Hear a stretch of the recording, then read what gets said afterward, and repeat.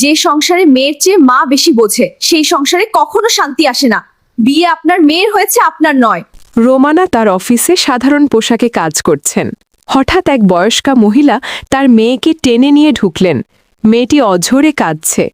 মা, ম্যাডাম, এই জামাইয়ের কাছে আমি আর মেয়ে দেব না। ও আমার কথা শোনে না, আমার মেয়েকেও দেখতে পারে না। একটা ব্যবস্থা করেন।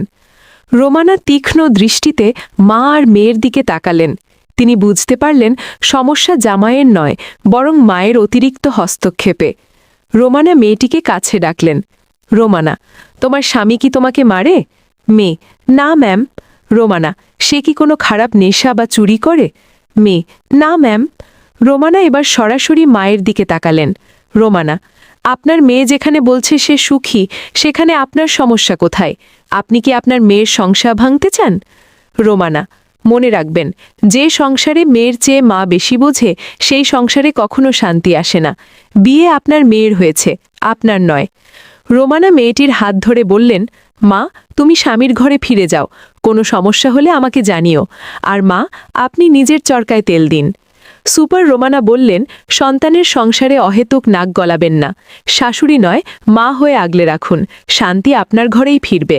রোমানা বিডি মানবতার পক্ষে। রোমানা, অযথা আইনের অপব্যবহার করে ঘর ভাঙবেন না।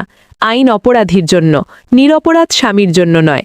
সুস্থ থাকুন, সুখী পরিবার গড়ুন। পারিবারিক শান্তিই বড় শান্তি। আপনার চারপাশের গল্প আমাদের জানান। রোমানা বিডি। ভিডিওটি শেয়ার করে সচেতনতা ছড়িয়ে দিন।